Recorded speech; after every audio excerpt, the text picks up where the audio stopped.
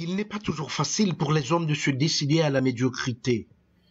Un jeune homme a le droit, presque le devoir, d'espérer, presque de croire qu'il a une capacité singulière et qu'il n'est pas simplement une répétition de la moyenne constamment répétée des hommes. Voir ses rêves et ses visions de jeunesse s'évanouir peu à peu, découvrir peu à peu qu'on n'a pas cette capacité exceptionnelle, essayer l'une ou l'autre des voies aventureuses qui mènent au plus haut sommet et au plus grand prix, et trouver les pieds inégaux par rapport à eux, revenir enfin à la grande autoroute, fouler et aller de l'avant parmi les millions non identifiés, cela est souvent très dur. Le combat est livré, la défaite est remportée en silence. Mais ce n'est pas moins, c'est plus terrible. L'heure où il devient clair pour un jeune homme que cela doit être sa vie, qu'il n'a rien d'autre à faire que de gonfler la grande moyenne de l'humanité, est souvent remplie de dangers. Voyons ce que certains d'entre eux sont. Primo, il doit se décider à se passer des deux types d'inspiration qui inspirent les hommes mieux lotis et ceux qui sont moins bien lotis que lui. L'homme au saint talent suscite l'admiration et l'attente. L'homme au talent unique est incité à faire de grandes choses malgré les difficultés.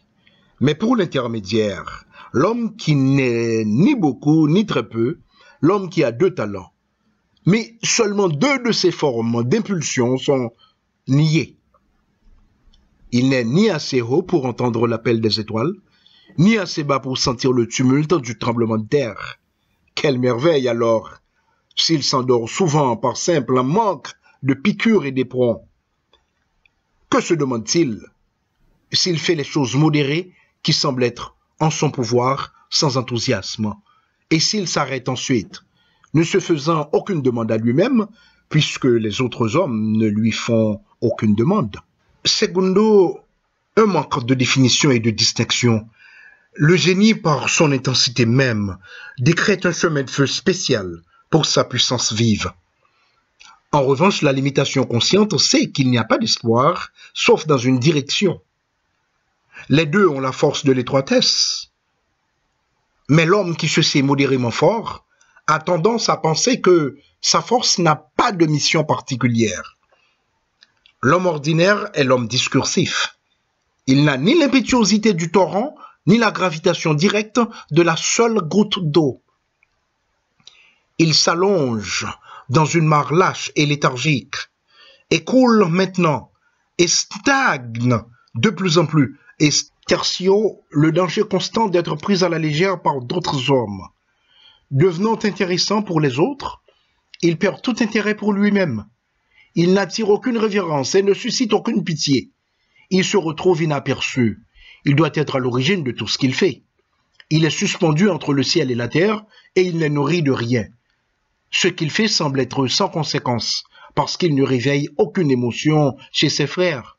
Il n'a pas d'influence sur les autres hommes.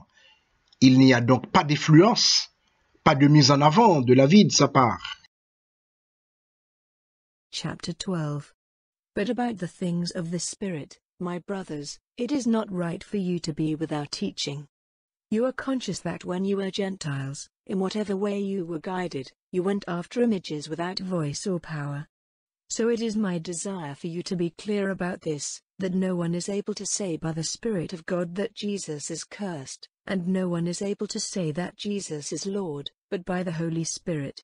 Now there are different qualities given to men, but the same Spirit. And there are different sorts of servants, but the same Lord. And there are different operations, but the same God, who is working all things in all. But to every man some form of the Spirit's working is given for the common good.